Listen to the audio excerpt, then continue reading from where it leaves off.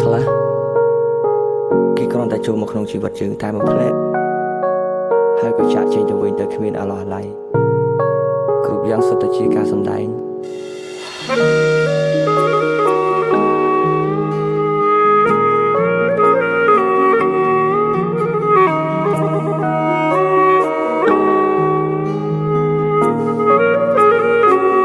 នឹកគេខ្លាំងណាស់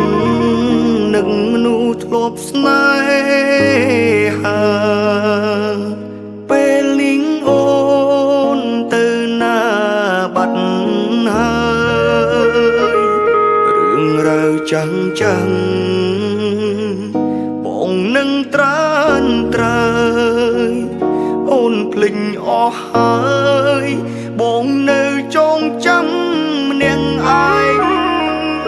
បងយំយប់នេះ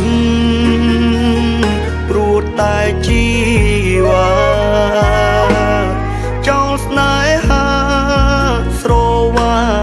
អ្នកថ្មីទុំដឹងថាបងនេះឈឺរីងរៃអូនមិនអាឡ័យ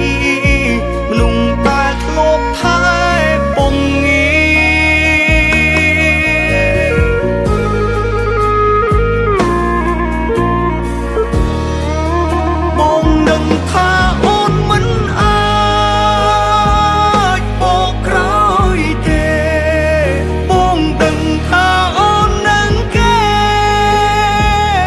ចិត្តចូលរងការអូនមានក្តីសុខចូលបងជូនពរជីវ៉ាទុំបងនេះឯកា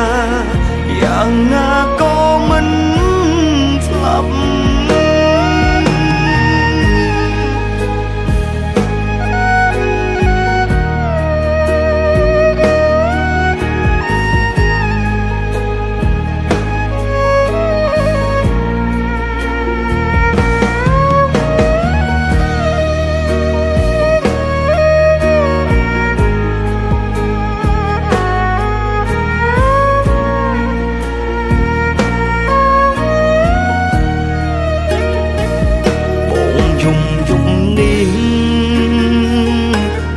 តែជីវ៉ាចង់ស្នេហាស្រវាអ្នកថ្មីទុំដឹងថាបងនេះឈឺរីងរៃអូនមិនអាឡ័យមនុស្សតែធ្លាប់ថែពង